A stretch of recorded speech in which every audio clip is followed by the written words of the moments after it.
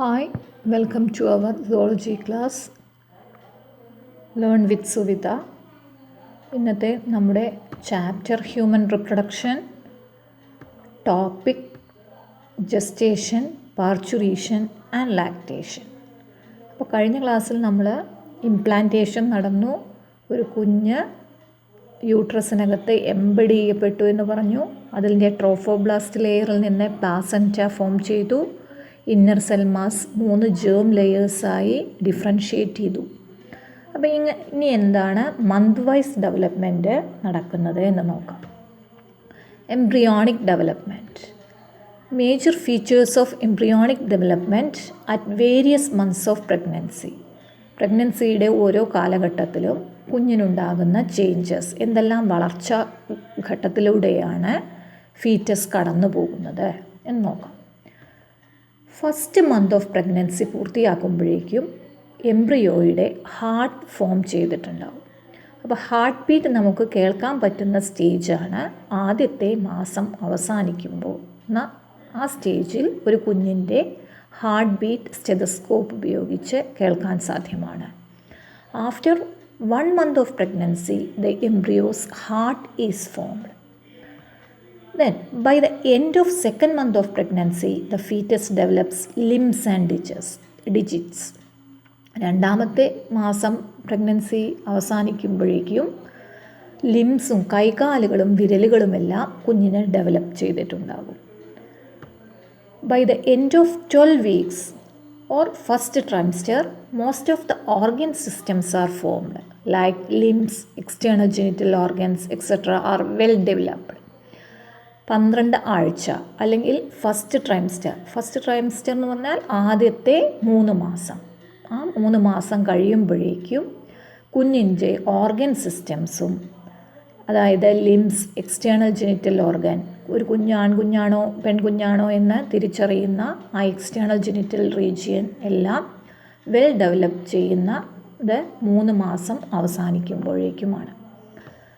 During the 5th month, the first movement and appearance of hair on the head are observed. 5ാമത്തെ മാസം അവസാനിക്കുമ്പോഴേക്കും കുഞ്ഞിൻ്റെ ആദ്യത്തെ ചലനം നമുക്ക് തിരിച്ചറിയാം. ആദ്യമായി കുഞ്ഞ് മൂവ് ചെയ്ത് തുടങ്ങുന്നത് 5ാമത്തെ മാസത്തിലാണ്. ചെറിയ ചെറിയ ഹെയേഴ്സ് കുഞ്ഞിൻ്റെ തലയിൽ വരുന്നതും ഇതേ മാസത്തിലാണ്. അപ്പോൾ മൂവ്മെൻ്റ്, ചലനം അറിയുന്നുണ്ടോ എന്നൊക്കെ ശ്രദ്ധിക്കാൻ പറയുന്നത് 5ാമത്തെ മാസം മുതലാണ്. Then by the end of 24 weeks or 2nd trimester, the body is covered with fine hairs, eyelids separate and eyelashes are formed. 24 ആഴ്ച കഴിയുമ്പോഴേക്കും അല്ലെങ്കിൽ 2nd trimester, അതായത് നെക്സ്റ്റ് 3 മാസം, അപ്പോൾ ആദ്യത്തെ 3 മാസം, അടുത്ത 3 മാസം, അപ്പോൾ 24 വീക്സ് എന്ന് പറയുമ്പോൾ 6 മാസം കഴിയുമ്പോഴേക്കും ബോഡിയെ കവർ ചെയ്തുകൊണ്ട് ചെറിയ ഹെയേഴ്സ് കാണാം. കണ്ണെല്ലാം, ഐലിഡ്സ് എല്ലാം സെപ്പറേറ്റ് ചെയ്തിട്ടുണ്ടാവും. കൺപീലികൾ വരും. ഇതെല്ലാമാണ് 6ാമത്തെ മാസത്തിൻ്റെ പ്രത്യേകത. Then by the end of 9 months, 9ാമത്തെ മാസം അവസാനിക്കുമ്പോഴേക്കും the baby is fully developed and ready for delivery. കുഞ്ഞ് പൂർണ്ണ വളർച്ചയെത്തിയിട്ടുണ്ടാകും. ആ കുഞ്ഞ് പുറത്തു വരാൻ റെഡിയായി തയ്യാറെടുത്ത് നിൽക്കുന്ന ഒരു പൂർണ്ണ വളർച്ചയെത്തിയ കുഞ്ഞായി 9ാമത്തെ മാസം ആകുമ്പോഴേക്കും മാറിയിട്ടുണ്ടാകും. ദെൻ അപ്പോൾ ചിത്രം നോക്കൂ. ഒരു കുഞ്ഞിൻ്റെ മന്ത് വൈസ് ഡെവലപ്മെൻറ്റിൻ്റെ പിക്ചറാണ്. കുഞ്ഞിൻ്റെ ഓരോ കാലഘട്ടവും കടന്നു പോകുന്നത് ഈ ചിത്രത്തിൽ നോക്കിയാൽ അറിയാം. ഫസ്റ്റ് മന്തിലും അതിനുശേഷം എങ്ങനെയാണ് ഡെവലപ്പ് ചെയ്ത് അവസാനത്തെ മന്താവുമ്പോഴേക്കും ഒരു പൂർണ്ണ വളർച്ചയെത്തിയ കുഞ്ഞായി മാറിയതിൻ്റെ ചിത്രങ്ങൾ ശ്രദ്ധിച്ചാൽ മനസ്സിലാകും. ഇവിടെയൊക്കെ കണ്ണൊക്കെ ഐലിഡ്സ് സെപ്പറേറ്റ് ചെയ്ത് തുടങ്ങിയിട്ടില്ല. അവസാനമൊക്കെ ആവുമ്പോഴേക്കും എല്ലാ ഐലിഡ്സൊക്കെ സെപ്പറേറ്റ് ചെയ്തു. ദെൻ ഒരു പൂർണ്ണ ഫുള്ളി ഡെവലപ്ഡ് ഫീറ്റസായി മാറും. Then gestation. എന്താണ് ജസ്റ്റേഷൻ? ഒരു പീരീഡ് ഓഫ് പ്രഗ്നൻസിയെ പറയുന്ന പേരാണ് ജസ്റ്റേഷൻ. ഒരു കുഞ്ഞ് അമ്മയുടെ യൂട്രസിനകത്ത് ഉള്ള ആ കാലഘട്ടം മുഴുവൻ അറിയപ്പെടുന്നതാണ് ജസ്റ്റേഷൻ പീരീഡ്. ജസ്റ്റേഷൻ്റെ ആവറേജ് ഡ്യൂറേഷൻ എന്ന് പറയുന്നത് ഹ്യൂമൻസിൽ ഏകദേശം 270 മുതൽ 280 ദിവസം വരെയാണ്. അതായത് നമ്മൾ 10 മാസം എന്ന് പറയുന്നത് കറക്റ്റായി 10 മാസമല്ല, 9 മാസം കഴിഞ്ഞ് 10ാമത്തെ മാസത്തിലേക്ക് എൻ്റർ ചെയ്യുന്ന സമയം. അതായത് 270 മുതൽ 280 ദിവസം വരെ. ആ ഡ്യൂറേഷനെ പറയുന്ന പേരാണ് gestation period. Average duration of pregnancy in humans is about 9 months and this duration is called gestation period. The gestation period varies in different organisms. എല്ലാ ജീവികൾക്കും ഈ കാലഘട്ടം എന്ന് പറയുന്നത് ഒരുപോലെയല്ല, അത് വ്യത്യാസമായിരിക്കും. നമുക്ക് ചില എക്സാമ്പിൾസ് നോക്കാം. ഫോർ കാറ്റ്, പൂച്ചകളുടെ കേസിൽ അത് ഏകദേശം 60 ദിവസമാണ്. For dogs it is 58 to 65 days. നായകളുടെ കേസിൽ ഏകദേശം 65 ദിവസത്തോളമാണ് gestation period. Then for rabbit it is about 30 to 43 days. 30 മുതൽ 43 ദിവസം വരെയാണ് മുയലുകളുടെ ജസ്റ്റേഷൻ പീരീഡ്. പശുവിന് ഏകദേശം ഹ്യൂമൻസിൻ്റെ അതേ കാലഘട്ടമാണ്, 282 ദിവസം. And for elephant it is 607 to 641 days. ഏകദേശം 641 ദിവസമാണ് ആനകളിലെ ജസ്റ്റേഷൻ പീരീഡ്. ജസ്റ്റേഷൻ എന്ന് പറയുന്നത് പീരീഡ് ഓഫ് പ്രഗ്നൻസി. ഇനി അടുത്തത് പാർച്ചുറേഷൻ. ഇപ്പോൾ നമ്മുടെ കുഞ്ഞ് എല്ലാ ഡെവലപ്മെൻറ്റും പൂർത്തിയാക്കി യൂട്രസിനകത്ത് ഡെലിവറിക്ക് വെയിറ്റ് ചെയ്തുകൊണ്ടിരിക്കുകയാണ്. അപ്പോൾ പാർച്ചുറേഷൻ എന്ന് പറയുന്ന പ്രോസസ്സാണ് delivery. At the end of pregnancy uterine muscles contract vigorously which causes the expulsion or delivery of the foetus. This process of delivery of the foetus or childbirth is called parturition. അപ്പോൾ parturition എന്ന് പറയുന്ന term കേട്ട് പേടിക്കേണ്ട. Parturition എന്ന് പറയുന്നത് child birth അല്ലെങ്കിൽ പ്രസവം തന്നെയാണ് പാർച്ചുറേഷൻ. ഒരു കുഞ്ഞ് പുറത്തേക്ക് വരുന്നത്, യൂട്രൈൻ മസിൽസ് കൺട്രാക്റ്റ് ചെയ്യുകയും ഒരു കുഞ്ഞിനെ യൂട്രസിൽ നിന്ന് പുറത്തേക്ക് എക്സ്പെൽ ചെയ്യുകയും ചെയ്യുന്ന പ്രോസസ്സിനെ പറയുന്ന പേരാണ് parturition. Delivery of the foetus is called parturition. അപ്പോൾ പാർച്ചുറേഷൻ എങ്ങനെയാണ് നടക്കുന്നത്? Parturition is induced by a complex neuroendocrine mechanism. Nervous സിസ്റ്റവും എൻഡോക്രൈൻ സിസ്റ്റവും ഉൾപ്പെടുന്നുണ്ട്. അതിൽ നെർവസ് സിസ്റ്റവും എൻഡോക്രൈൻ സിസ്റ്റവും എങ്ങനെയാണ് ഉൾപ്പെടുന്നത് നോക്കാം.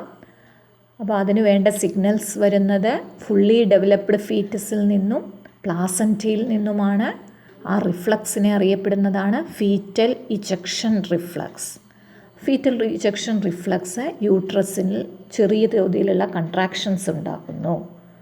ആ കൺട്രാക്ഷൻസ് എന്ത് ചെയ്യുന്നു? അതൊരു സിഗ്നലായി ആക്ട് ചെയ്യുകയും മെറ്റേണൽ പിറ്റ്യൂട്ടറിയിൽ പോയി ആക്ട് ചെയ്യുകയും അമ്മയുടെ പിറ്റ്യൂട്ടറി ഗ്ലാൻഡിൽ ആക്ട് ചെയ്യുന്നു.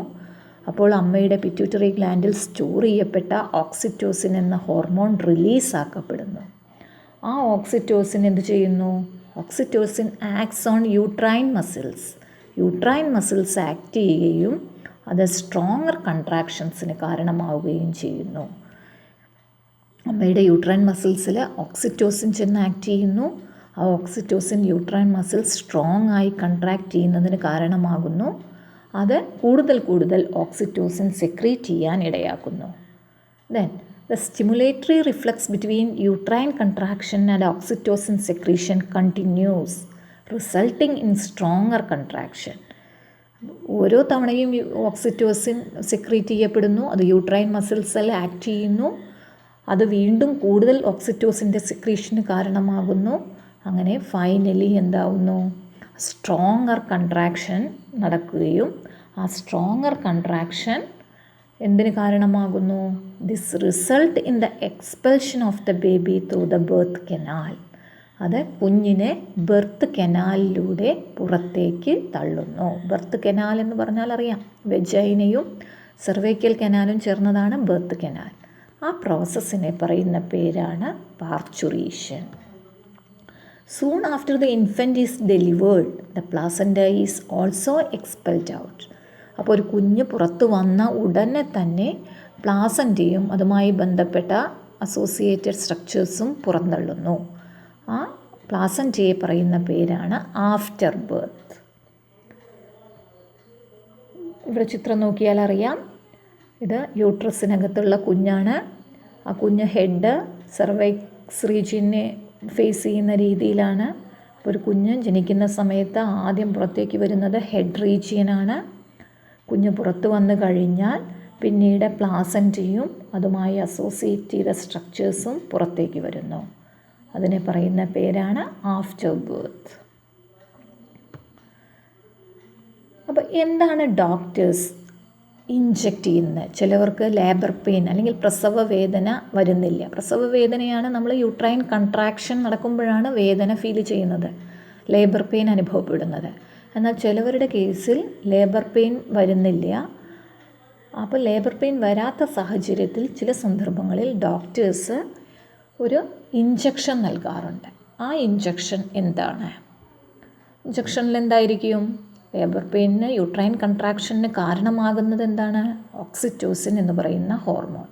അപ്പോൾ ആ ഓക്സിറ്റോസിൻ എന്ന് പറയുന്ന ഹോർമോണാണ് ചില സന്ദർഭങ്ങളിൽ ഡോക്ടേഴ്സ് ഡെലിവറി ഇൻഡ്യൂസ് ചെയ്യാൻ വേണ്ടി ഇഞ്ചക്റ്റ് ചെയ്യുന്നത്.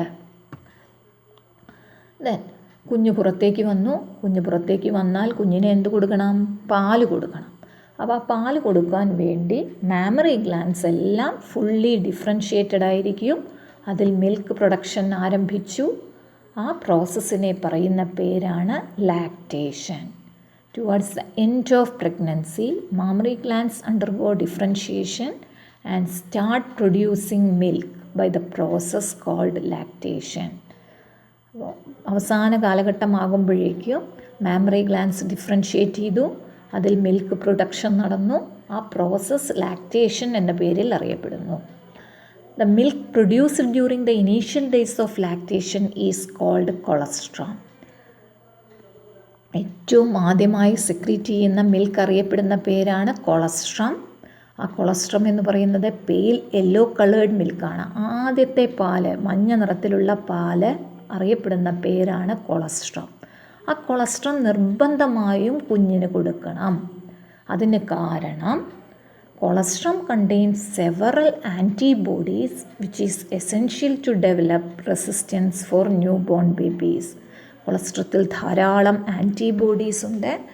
ആ ആൻറ്റിബോഡീസാണ് കുഞ്ഞിന് വേണ്ട രോഗപ്രതിരോധ ശക്തി നൽകുന്നത്. കുഞ്ഞിന് ആവശ്യമായ എല്ലാ ആൻറ്റിബോഡീസും ജനിച്ച സമയത്ത് തന്നെ കുഞ്ഞിന് കിട്ടുന്നത് ഈ അമ്മയുടെ കൊളസ്ട്രം എന്ന് പറയുന്ന പാലിലൂടെയാണ്. അതുകൊണ്ട് തന്നെ ആ പാല് നിർബന്ധമായും കുഞ്ഞിന് നൽകേണ്ടതാണ്. അതിൻ്റെമായി ബന്ധപ്പെട്ടൊരു ക്വസ്റ്റ്യനാണ്, why breastfeeding is necessary during the initial days of infant growth. ആദ്യത്തെ വളർച്ചയുടെ കാലഘട്ടത്തിൽ കുഞ്ഞിന് നിർബന്ധമായും മുലയൂട്ടേണ്ടതിൻ്റെ ആവശ്യകതയുണ്ട്. എന്തുകൊണ്ട്? അപ്പോൾ അതിന് ആ പാലിലൂടെയാണ് കുഞ്ഞിന് വേണ്ട ആൻറ്റിബോഡീസ് കിട്ടുന്നത്. ആ ആൻറ്റിബോഡീസാണ് കുഞ്ഞിന് രോഗപ്രതിരോധ ശക്തി നൽകുന്നത്. Colostrum contains several antibodies which is essential to develop resistance for newborn babies. ചിത്രം നോക്കിയാൽ അറിയാം, ഒരു മുലയൂട്ടുന്ന അമ്മ. ദെൻ ഇതുമായി ബന്ധപ്പെട്ട് സാധാരണയായി ചോദിക്കാറുള്ള questions. Arrange the features of embryonic development in correct order.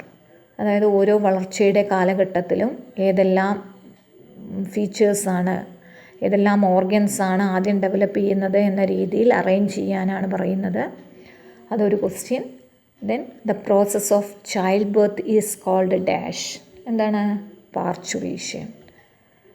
What is foetal ejection reflex. Delivery സമയത്ത് കുഞ്ഞിൽ നിന്നും പ്ലാസൻ്റയിൽ നിന്നുമുള്ള റിഫ്ലക്സിനെ, ആ സിഗ്നലിനെ പറയുന്ന പേരാണ് ഫീറ്റൽ ഇജക്ഷൻ റിഫ്ലക്സ്. അതാണ് യൂട്രൈൻ കൺട്രാക്ഷന് കാരണമാകുന്നത്. Where does it comes from. എവിടെ നിന്നാണത് വരുന്നത്?